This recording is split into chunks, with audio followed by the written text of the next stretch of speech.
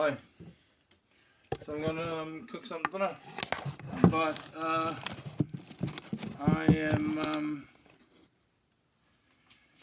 gonna see if I corrected the fault, because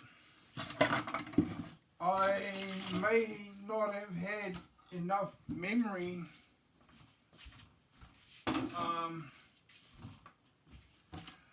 on my camera to film longer than 10 minutes. So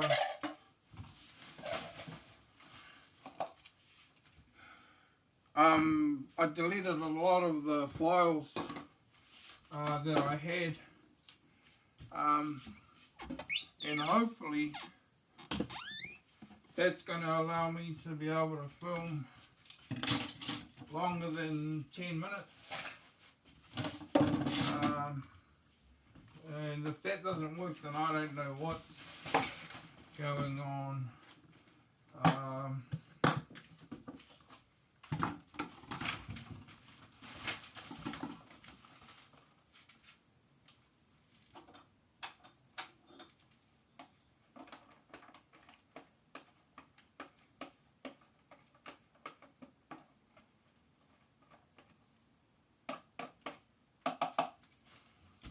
Leftover cheese.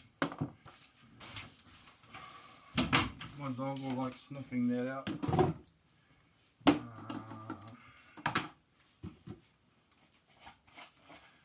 One thing I can't have enough of is cold water bottles in the fridge.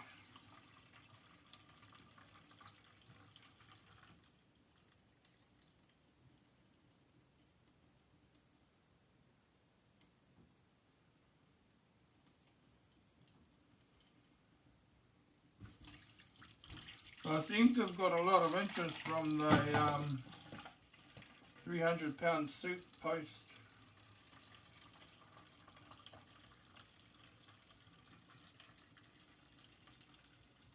So the way I figured it out is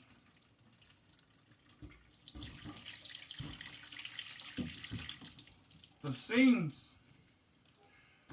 So the suit fits on like a Iron Man suit, the superhero Marvel comic Iron Man.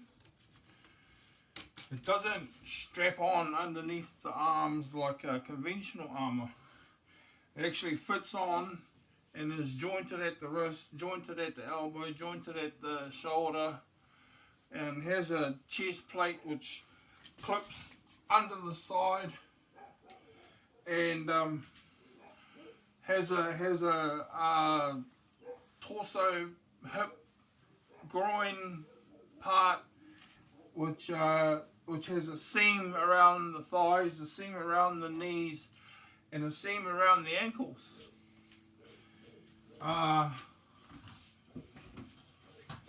If I was to engineer something like that, I would have ball bearings in the shoulder joint, in the elbow joint, in the wrist joints. The only thing that would have to have manipulation is when the hands and wrists and elbows do that. It'd be alright going like that, but and then the actual weight of it, the actual weight, 120 kilos. The fall of and the mechanism of the movement would have to compensate the weight of the suit. So when you move, it actually moves itself. It's not automatic, it's not electronic, it's not gas made, but it is powered by movement, but by your own movement. And an interesting thing in history Julius Caesar designed his armor, and when it come to scaling walls, the armor, the men would form a pyramid, like 20 on the bottom, 19, 18, 17, and so on until it got to the point. Now, as you can imagine, the people underneath on the lower levels suffering all that weight. It was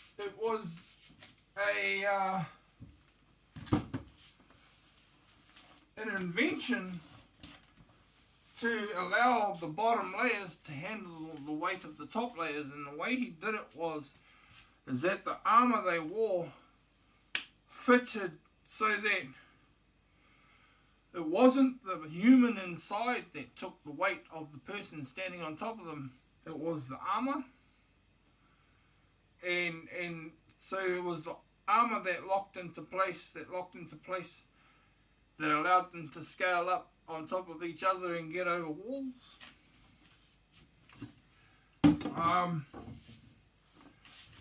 So you could do the same thing with equalizing the weight distribution on the feet,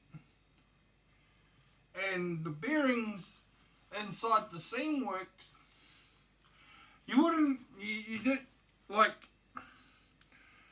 obviously you wouldn't just have a straight seam around the elbow. You'd have to have it so that it manipulated that whole area, like a knee cap fits in there, and it's rounded, the knee cap. But let me show you that again. The knee cap is rounded, and it fits in there on top of the knee, but the bone comes up in there and the bone goes down there, but inside there's a cap. So for that area,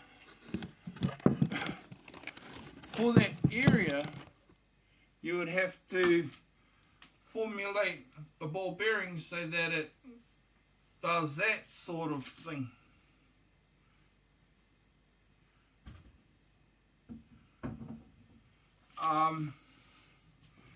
There are a lot of engineers out there that would take the time to do that. Plus, it's a matter of resources. Who's got the money to do that?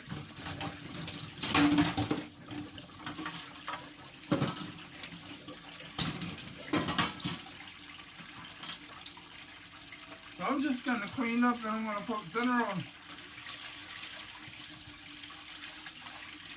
While I'm putting dinner on, I'm just going to do these dishes, but first things first. So what we're having is mince, just stewed mince and mashed potatoes on toast, I think. Nice and easy, nice and simple. And I love my mashed potatoes. Well, we might not need that much, but... And we have a papa, juvenile crown pumpkin from out of the garden. So yeah, I hope you've been enjoying my posts.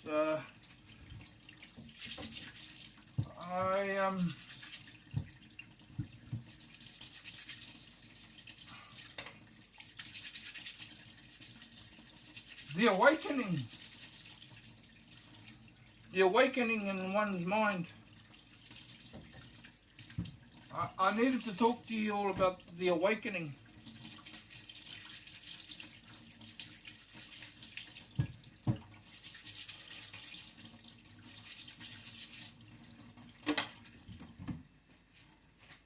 So, the awakening is when you start piecing together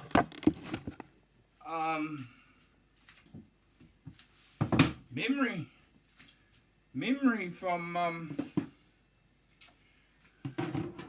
imagination, from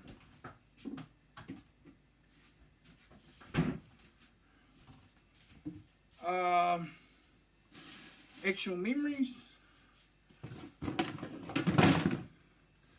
So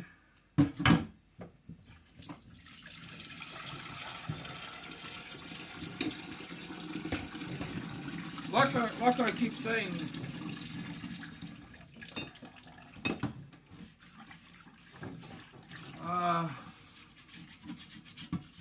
I'm trying to piece this together too, but I'm trying to piece this together with you out there. I'm quite happy to live alone with my thoughts and think that, you know, there's hardly anything to it.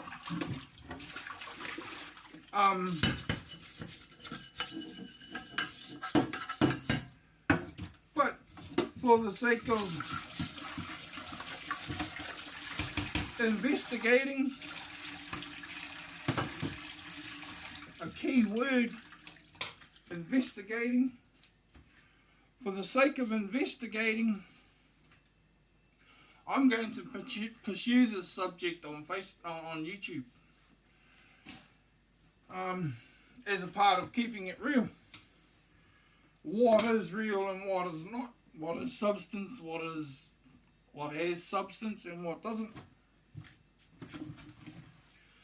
So I find that my potatoes cook and mash faster when you cut them into little pieces. Anyhow, so in the premortal existence, I only have certain memories, I'll call them for the sake of investigation, of heaven, of what it was like in the premortal existence. I remember when I saw the Saviour, the Messiah, Jesus Christ. I'm not saying that I met him. I'm not saying that he walked up to me and said, Isaac, you this, that. He didn't even, well, apart from looking in my direction, he didn't even acknowledge me. He just, well, the thing was, see, and this is what brought the thought on. In heaven there is a university, and it has all sorts of departments, probably the same departments as a conventional university has. Music departments, literature, library, science, chemistry, biology, astrology, you know? And lo and behold, to me,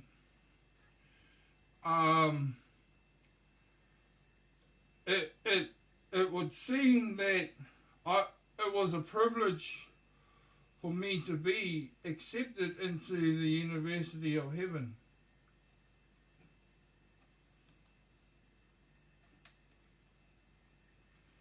Because I was only young. It seemed, my memory of it was as, say, an 11-year-old boy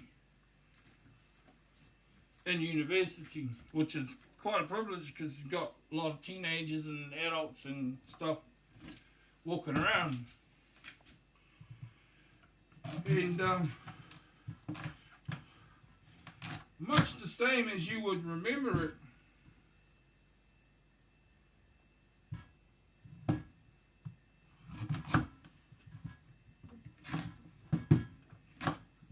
here on earth, the the moment that I remember seeing Messiah was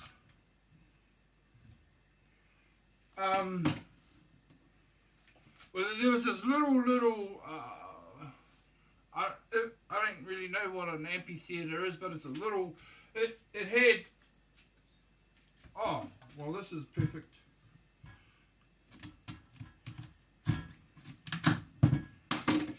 It had a little seating area. I'm going to use this young pumpkin. It had a little seating area, and it was just like that far apart, and in the middle was a little circle of a garden. And these parts here were seats, but it was only like 3 tier levels high. And you could sit on them and you could converse and you could commune and just talk to each other. And I was in the center of it. I wasn't sitting down. I was in the center of it. And then all of a sudden, this commotion started. And the students started gathering around inside this small amphitheater. It was only small. It was just a little feature of the garden and the University of Heaven.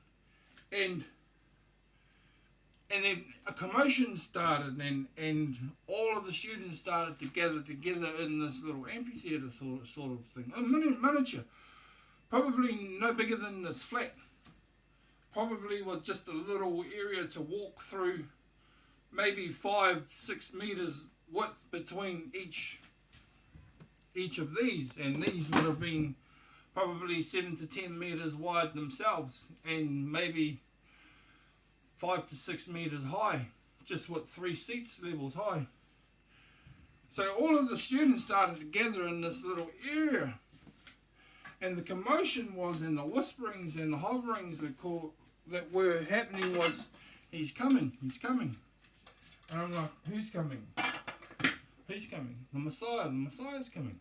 He's coming, he's walking this way. Jesus Christ is coming. And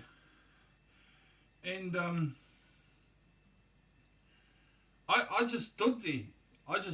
I'm an 11-year-old boy in the University of Heaven, and I'm like, I just stood there. I'm an 11-year-old boy in the University of Heaven, and I'm like, oh wow. I'm stuck to the point where I'm standing, and all the people are moving around me, and I'm just watching and waiting.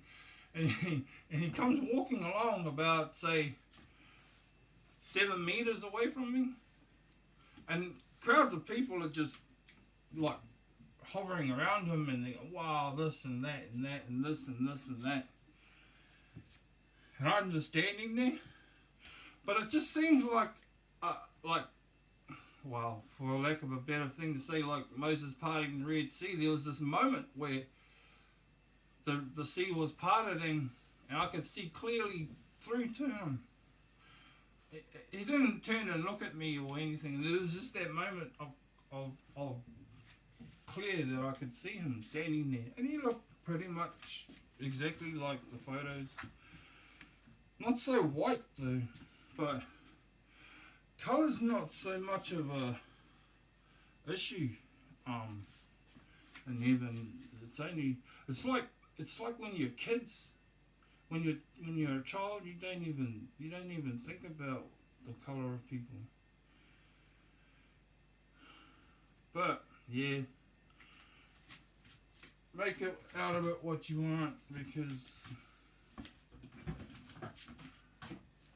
that's pretty much how it happened. I thought I had an onion. That's put me up. I don't have an onion. So yeah, that's fixed the problem. Oh, I've been talking for 19 minutes already.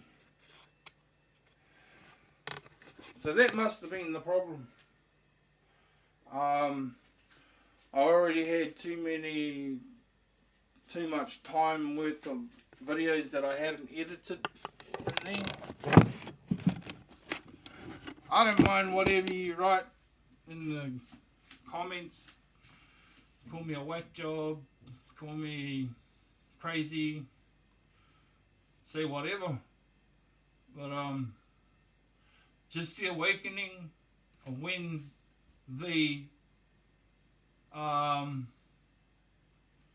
you're introduced to the premortal existence and thought, and then you start deciphering in your life what was actual memory and what, because I lack imagination. I think imagination draws you to be able to create things, draw things from memory, from your mind. I can copy pictures and copy a flower and still art, but I don't have the imagination to be able to sit there and draw a flower out of my mind. I have to be actually looking at the subject to be able to draw it. So I believe I lack imagination. Yeah, but I have been religious and brought up in the faith all my life. I've known of Jesus Christ, and I used to get certificates at school called Christian Living. I thought they were just certificates given to kids that didn't achieve anything academic, but I found out like years later, in my 30s, maybe even my 40s, that they were you actually had to earn those certificates.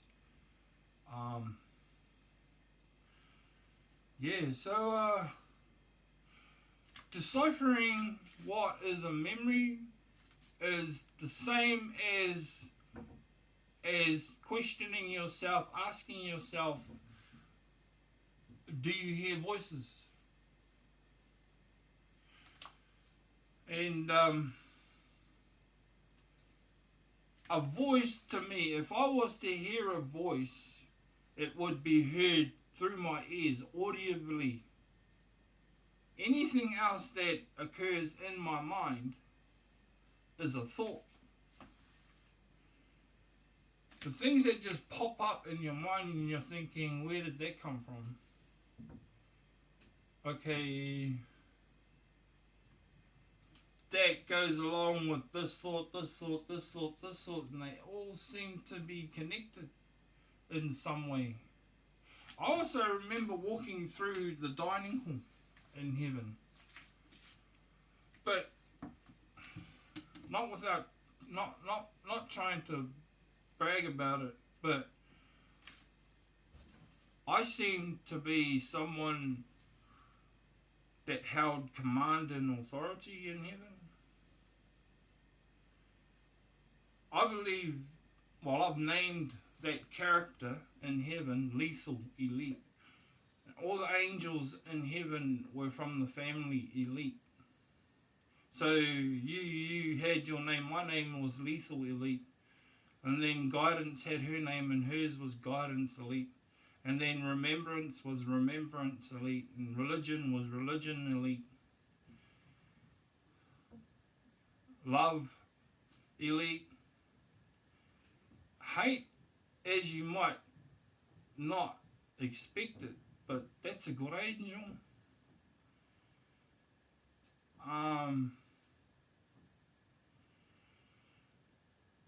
The traits of hate, the personality of not even that, but the traits of hate are terrible.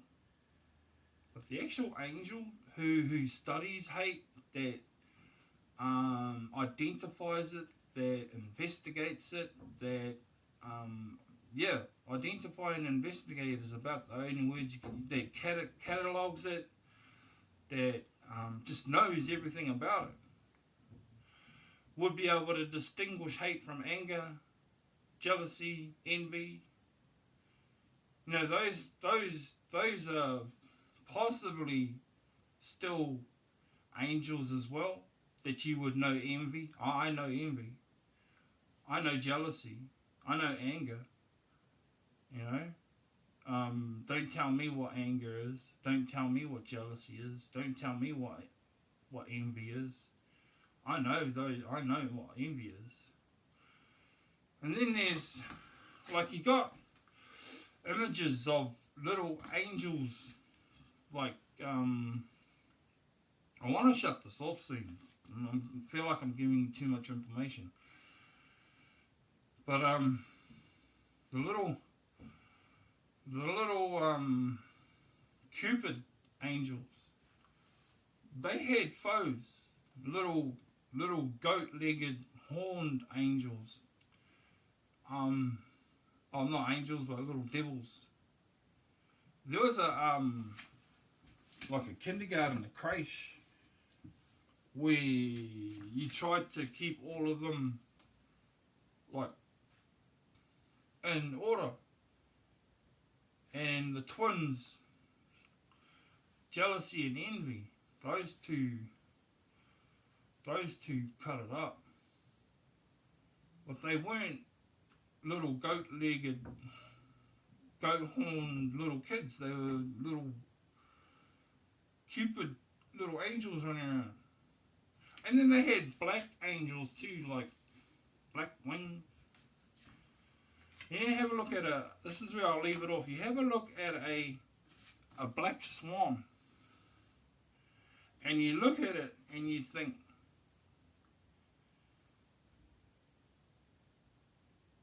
it's a black swan, but you take one of its feathers and you hold it up to the sunlight and you let it shine down on it, and you see that black swan is actually an emerald, shimmering emerald green. So just, you know, what you think appears to be something really sometimes isn't. Hey, I'm open for conversation. If you think that it's something to talk about, leave some comments in the comments. I was supposed to cook dinner, but it's getting a bit on now. I might come back when dinner's cooked. I'll put the mashed potatoes on.